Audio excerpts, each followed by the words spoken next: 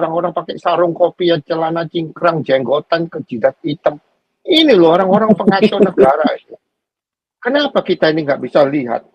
Terus ya kan, apalagi otaknya yang dua ini otak-otak jahat, isinya ajaran-ajaran setan ya ini si Maruf Amin sama JK sampai semua ajaran-ajaran itu dari buku-buku yang isinya ayat-ayat.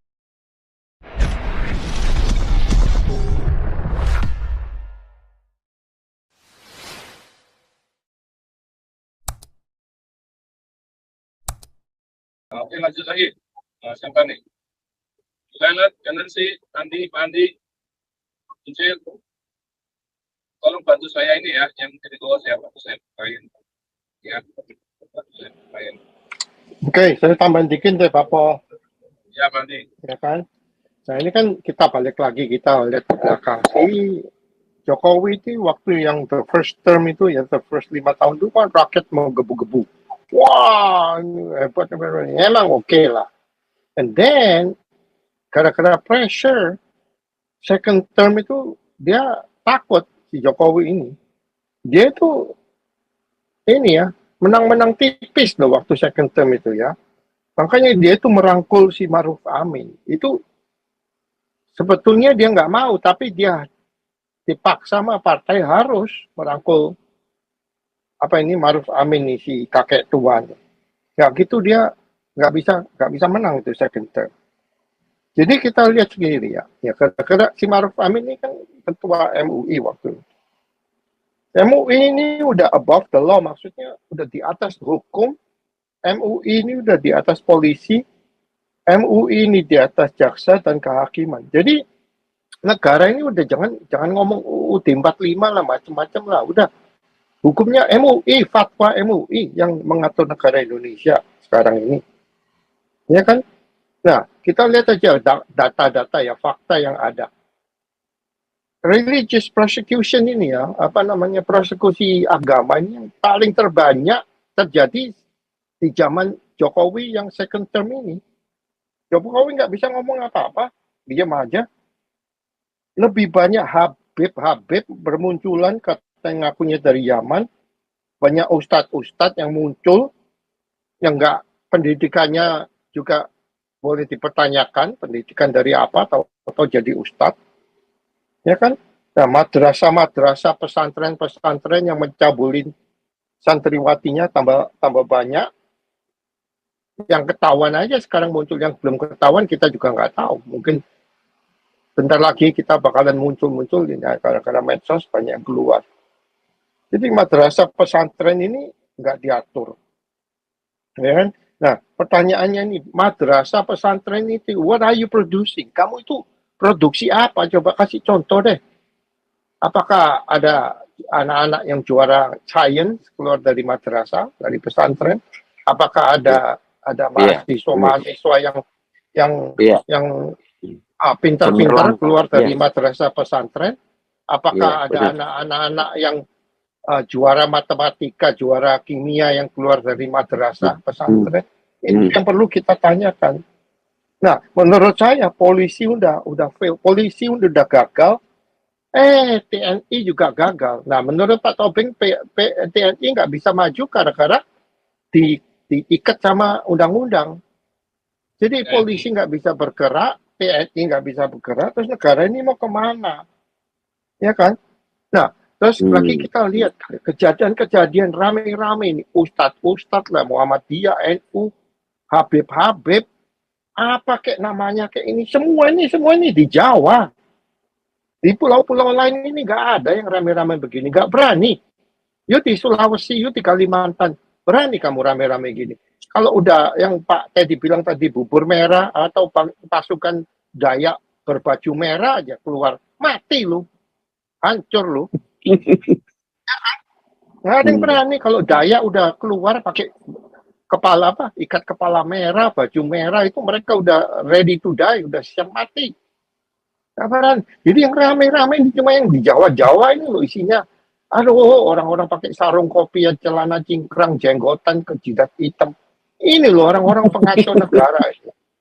Kenapa kita ini nggak bisa lihat? Terus Ya kan, apalagi otaknya yang dua ini otak-otak jahat, isinya isinya ajaran-ajaran setan ya ini si Maruf Amin sama JK sampai semua ajaran-ajaran itu dari buku-buku yang isinya ayat semua itu otaknya jahat. Nah, sekarang kita mengkoreksi diri sendiri. Kita balik lagi. Kenapa nih PGI sama mega churches ini banci semua? Itu maunya per puluhan, per 20-an. Kita kucing semua. Nggak ada yang berani ngomong. Ada gereja ditutup, kebaktian dibubarin. Semua nggak ada suara. PGI nggak ada suara. Gereja-gereja nggak ada suara. Jemaat harus diajarkan untuk membela diri. Mereka, kalau saya di sana, mereka masuk gereja, gua hantam dulu. Ini private property, kamu masuk-masuk. Masuk seenaknya aja, orang lagi nyanyi-nyanyi, kebaktian dibubarin. Emang lu siapa? Ya kan? Jadi itu apa namanya saya lihat di video jemaat pada pengong kayak orang blow on semua gitu. Kamu harus melawan lah, ya kan? Apalagi ya, repot juga. Tapi kalau udah ada contoh soal macam Gilbert Lumoindong ini, udah mencium tangan JK itu tangan tangan yang lu cium itu tangan pembakar gereja, perusak gereja itu orang bangsat bajingan tuh si JK itu. Itu gitu lu cium tangannya. Aduh Gilbert ini. Sekarang anaknya nurun, ya kan gua kan nggak jatuh dari pohonnya. Anaknya juga khotbah orang suruh cium sepatunya. Ini kan orang gila semua ini. Ya dan gitu jemaatnya ribuan. Aduh orang-orang gereja ini sadar deh melek deh mata lu, ya kan? Aduh repot deh. Jadi uh, uh, memang mereka Indonesia ini nggak sadar. Islam itu ya dimanapun di dunia ini deh, jangan di Indonesia doang, di seluruh dunia, Islam itu bisanya cuma bisa menghancurkan, memiskinkan, membodohkan orang. Ya, makanya salah satu cara yang Islam ini harus dipisahkan dari negara.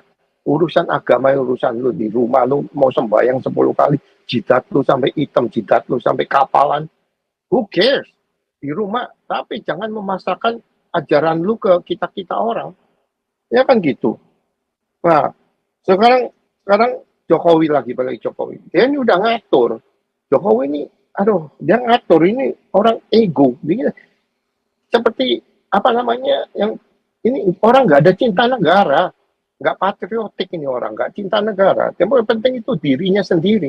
Contoh soal sekarang Gibran, tidak tahu-tahu Solo wali kota. Ini tahu-tahu sekarang jadi vice presiden, ya kan anaknya.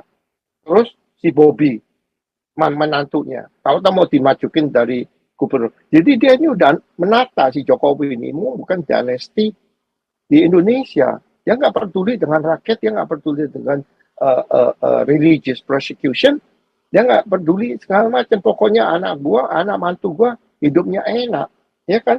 Nah sekarang dengar-dengar lagi si Kaisang yang dulunya lulus terus apa ini juragan pisang goreng mau dijadiin gubernur dimajuin, ya kan?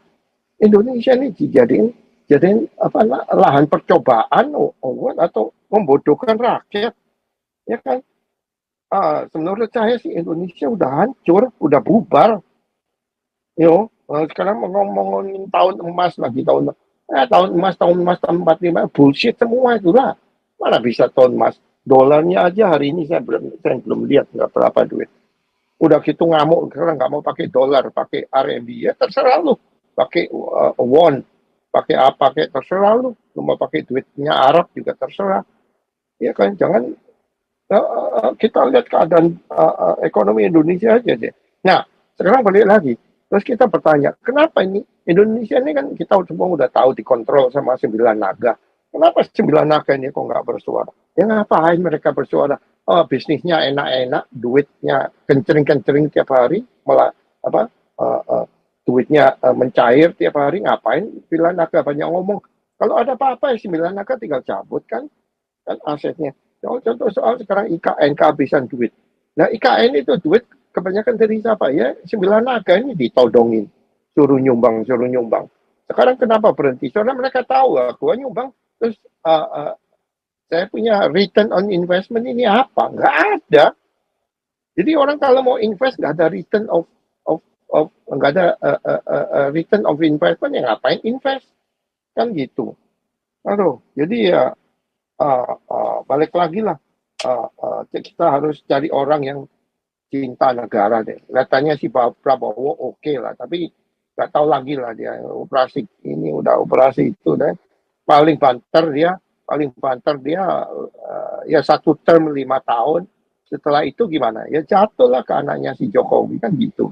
Ini semua udah dirancangkan. Jadi orang Indonesia harus melek lah. Kalian harus bersuara, ya kan? Ya penting itu bibit-bibit yang kecil-kecil nih, yang dari madrasah ini otaknya ini, pesantren ini otaknya udah otak apa ajaran-ajaran setan ini harus di stop, harus dibubarkan. Itu masa depan negara. Ya itu aja deh catatan saya Pak Po. Saya udah mau ngomong apa lagi. Thank you. Thank you. Minta tolong Tasya dijalankan untuk Tasya. Tasya. Mana Tasya? Tasya nggak ada Pak Po. Ada tadi. Ada Tasya. Ada Budora. LNC atau LNC. Ini ulat bulu nih Ferdinand udah mau ngomong belum? Siapa itu? Siapa itu? Si ulat bulu ini ada perut buncit masuk. Ayo. Perut buncit lanjut Pak.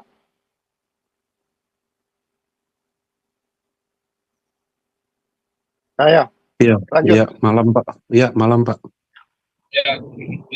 Iya, kemarin saya mau ngomong, minggu kemarin terpotong gara-gara terpental. Iya, jadi sebenarnya saya lanjutin yang kemarin itu. Saya waktu mendengar yang kemarin itu kita jadi semua jadi bingung. Dulu kita mengharapkan ada perubahan dengan Jokowi, tapi di akhir-akhir jabatannya Jokowi kita kecewa. Dulu juga waktu SBY awal-awal menjabat juga saya sempat kagum, tapi pas di tengah dia menjabat saya kecewa. Kita seperti tidak sesuai dengan harapan. Untuk Soekarno juga sama kan, tapi ada yang baiknya dari Soekarno, ya mungkin rumusan Pancasila itu katanya kan dari Soekarno, tapi dia berbohong juga dalam pidatonya. Belanda katanya 350 tahun menjajah, padahal kalau Belanda nggak datang ke Indonesia, presidennya siapa waktu itu? Nggak ada presiden Indonesia kalau nggak ada Belanda. Dan bahkan Soekarno sendiri yang memimpin rakyatnya untuk kerja paksa rumusa. Megawati sama aja. Jadi sampai sekarang ini kita seperti yang ada kekecewaan. Dari sejak Indonesia merdeka sampai sekarang, apa kemajuan yang ada? Singapura dulu itu tempat jin buang anak, sekarang seperti apa? Korea dulu juga miskin, sekarang seperti apa? Vietnam dulu bekas yang perang Amerika di sana, sekarang mobil listrik bisa masuk ke Indonesia. Jadi dari sejak kita merdeka sampai sekarang, apa sebenarnya yang bisa kita banggakan dengan sekarang? Apakah Indonesia adalah bangsa yang akhlaknya baik? Apa manfaatnya sih? Saya bingung sekarang. Jadi dari kemarin pemilu, saya ingat-ingat kapan terakhir sekali saya nyoblos. Saya ingat-ingat saya ternyata tidak pernah nyoblos. Jadi pemilu yang kemarin ini saya nyoblos pertama kali, dan saya memilih Prabowo. Karena mudah-mudahan di tangan Prabowo Indonesia bisa menjadi lebih baik. Mudah-mudahan Pak Prabowo mengingat dulu zamannya dia dulu. Dia apa sih, dia prajurit, apa prinsip keprajuritan dia, apa yang harus dia lakukan terhadap bangsa ini? Apakah dia mau mudah ditunggangi lagi atau membuat negara ini maju? Dan saya juga kecewa dengan bangsa ini. Memang saya melihat juga bangsa ini IQ-nya memang agak kurang dan suka menyalahkan orang lain. Bangsa ini suka menyalahkan orang lain. Nah, nyalahin Yahudi lah, nyalahin Belanda lah, nyalahin peraturan lah. Atau contoh lah kemarin terakhir yang badminton kemarin yang orang dari pemain Cina itu mati di lapangan. Coba itu kita perhatikan. Yang disalahin adalah peraturan. Karena menurut peraturan harus nunggu dari wasit dulu baru bisa masuk ke lapangan mediknya. Itu kan bodoh banget. Kita lepas tangan padahal kita sendiri salah di situ. Kenapa kita bisa bilang? Kita bisa bilang aja ke wasitnya, "Halo wasit, saya mau masuk medik." Orang itu jatuh tanpa sebab. Tiba-tiba kan jatuh, dia bukan lagi mukul, bukan keplesetan, nggak ada. Tiba-tiba jatuh itu pemainnya dari Cina itu jatuh. Apakah dia jatuhnya megang megang dada, sakit dada? Coba lihat videonya, dia megang sakit dada nggak? Enggak. Apakah dia megang kepala? Enggak, tiba-tiba dia jatuh. Makanya orang-orang di luar negeri lihat komennya di bawah itu. Oh nggak ada alat defibrilator yang portable itu biasanya di bandara, di stasiun, itu ada alat seperti itu. Alat itu nanti menentukan apakah jantungnya ini dikejut jantung apa tidak, apa ada gangguan irama apa tidak. Kan nggak ada di situ. Tapi apa yang saya dengar di videonya, weh, weh, weh, weh, weh, weh, weh, weh, weh, weh, weh, weh, kayak monyet kan, weh, weh, weh, weh, weh, weh. IQ bodoh ya begitu, weh, weh, weh aja, weh, weh, weh, weh. Tugasnya hanya medis di situ cuma ngangkat, masukin rumah sakit. Artinya terus kita menyalahkan orang lain, tapi kita nggak pernah melihat bangsa ini tidak pernah melihat dirinya sendiri. Ingat kejayaan bangsa dulu, kita candi, alat-alat musik. Halo orang Jawa, dulu budaya kamu tuh tinggi sekali loh. Lihat apa yang nenek moyang kamu yang pernah perbuat, yang kamu hasilkan bangsa ini. Kebijaksanaan nenek moyangmu itu apa? Hilang semuanya sekarang. Dihilangkan oleh orang asing, orang yang kamu sanjung-sanjung sekarang. Habib-habib dari luar yang gak jelas yang kamu sanjung-sanjung, tapi kebudayaan kamu hilang. Dulu Jawa ini kebudayaannya tinggi loh. Bahkan saya bukan orang Jawa tapi saya kagum. Adat istiadatnya, budayanya, bahasanya aja tingkatannya banyak. Itu menunjukkan budaya kamu tuh tinggi sebenarnya. Tapi kamu hilangkan aja begitu. Budaya bangsa ini sangat sangat kaya dan mau dirusak. Jadi saya harap Prabowo bisa mendengar ya. Dan dia benar-benar mencintai negara ini. Mencintai negara ini di akhir masa hidupnya. Prabowo memberikan legasinya dia. Legasi dia di masa akhir hidupnya dia. Supaya diingat oleh anak-anak bangsa ini. Nggak usah lah dengar-dengar yang dari MUI atau apa. Oh, mereka pikirannya busuk semua. Ya itulah, jangan kita suka menyalahkan orang lain, lihatlah diri kita sendiri, kita bisa kok bangkit. Lihatlah kita dari tahun 45 sampai sekarang, apa sih kita maju juga enggak, malah terpuruk. Ya mungkin itulah, semoga ya suara kita didengar ya. Itu aja Pak Paul, nanti kalau ada yang kurang saya tambahin lagi. Saya tambahin dikit ya Pak Perut Boncet mengenai badminton itu. Itu yang dinamain orang ini mengalami cardiac arrest. Itu kan heart attack. Itu sering kejadian ya pemain basketball kalau di sini ya. Terus terakhir itu kan pemain football itu. Pemain football habis dia tackle, dia berdiri terus langsung geblak kan gitu. Nah, tapi bisa ditolong kan hidup sampai sekarang. Nah, cardiac arrest itu harus ditolong. Jangka waktu cuman paling banter cuman 1 sampai 3 menit maksimum itu harus di CPR. Nah kalau nungguin wasitnya boleh masuk lapangan, emang siapa yang ngatur masuk lapangan nggak boleh masuk lapangan, kan gila itu. Iya, dia menyalahkan aturan Pak Andi, dia menyalahkan aturan. Kalau saya pemerintah Cina, saya ini file lawsuit. Iya itu orang itu maksud saya Pak.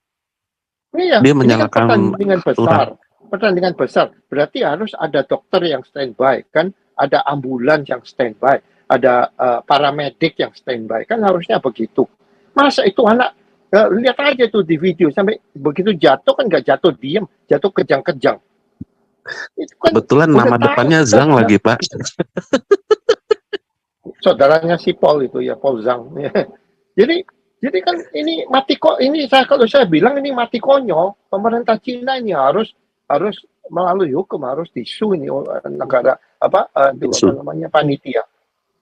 Itu kan dia res itu gampang bisa kalau yang itu hati bilang ada mesin tuh di sini kan banyak di stasiun-stasiun kereta api di stasiun bus itu kebanyakan semua di mall-mall itu banyak ditaruh di dinding itu alat murah sekali ya kan harus ada itu pemerintah Cina harus ini harus melalui hukum kasihan tuh anak mati konyol itu harus ditolong dalam waktu 3 menit bisa hidup ya kan cuma cardiac arrest itu cuma serangan jantung aduh Iya, itu jadi aja deh yang saya sampaikan ya maks mati iya Pak. konyol lah Iya, maksud saya sih intinya adalah kita tuh menyalahkan orang lain, Pak. Aturannya yang disalahkan. Padahal kita sendiri yang salah di situ. Kita telat, alat nggak ada, ya kan? Apa tindakannya apa di situ? Kan kelihatan itu di TV. Nggak ada tindakan apa-apa, gotong doang, iya gitu loh. nggak Maksud saya ya di kalau gotong doang CPR ngapain ada medis di situ, iya nggak gitu loh. CPR Tapi nggak ada kita, apa iya kita kalau kita mengakui kita punya kalau kita mengakui kita punya kekurangan, kita akan memperbaiki. Tapi kalau kita tidak mengakui kekurangan kita nggak bakalan memperbaiki. Ya bangsa ini jangan seperti itu, repot tidak Pak mengakui Punce kekurangan. enggak maksudnya begitu kejadian langsung harus CPR di lapangan juga peduli deh ngomong apa lu di lapangan itu juga CPR baru diangkat pakai tanduk ke airport tapi kalau diangkat digotong dong taruh di ambulan terus ambulan kena macet udah berapa menit ya otomatis mati itulah anak ya kan ya kan jadi kamu harus CPR juga di lantai itu terus langsung begitu stabilize bikin napasan stable baru diangkat pakai tandu kan gitu prosedurnya nggak cuma diangkat doang kayak kayak ayam kayak anjing gitu terus ditaruh ambulan dia nggak tahu juga di ambulan di CPR apa enggak kita nggak tahu nggak ada video nggak ada bukti ya kan kalau nggak di CPR nggak apa ambulan ke rumah sakit aja kena macet Jakarta udah berapa menit udah ya kan jadi ya kasihan tuh anak mati konyol kalau menurut saya ya repot lah Pak Punjit kita ngomong kita ini ngomong sama seperti ngomong sama orang mabuk hei lu itu mabuk enggak gua ini jalannya belok-belok gara-gara jalannya belok-belok aku jalannya lurus jalannya aja yang belok ya kan repot Indonesia begitu kamu mau ngomong apa aja mereka ini pembetulan diri ya kan ya nyalain orang ya biasa lah gitu udah tradisi Ya itu Pak, itu aja makanya semua kalau apa-apa yang salah orang Yahudi Pak. Kan bangsa kita gampang ya menyalahkan orang lain Pak. Tapi tidak mau nah, melihat dirinya sendiri. padahal orang Yahudi nggak pernah menjajah Indonesia Yahudi ya. orang Yahudi nggak pernah ke Indonesia orang Yahudi nggak pernah menjajah Indonesia apa salahnya orang Yahudi coba kasih tahu mereka tanya mereka Yahudi itu salahnya apa sama kalian kok bencinya sampai begitu Iya, oh sama orang gara-gara kafir Pak. Soekarno katanya Soekarno di pembukaan undang-undang dasar itu mah bullshit semua oh Soekarno udah mati kok ngapain ngurusin Soekarno kan gitu repot ya Iya. ya, yang lain ada yang nyambung Bu Ellen C Lanjut. tapi mau ngomong ya. Penting ya. repot mau ngomong apa selama Indonesia ini masih Islamisasi begini nggak bisa maju Harus disampaikan, harus kita bisa. Kita tidak tahu ketertiban kata yang mana, ide yang mana, yang kemudian harus menjadi viral akan membuat pemerintah mau tidak mau harus dilakukan dari tahun ke tahun. Tapi itu tidak disampaikan semuanya, ya disampaikan. Nah, ini saudara mana Ibu Dora nih? Dora, biasanya Ibu Dora ini paling vokal juga nih. Saya tolong dinyalakan, Ibu Dora ini.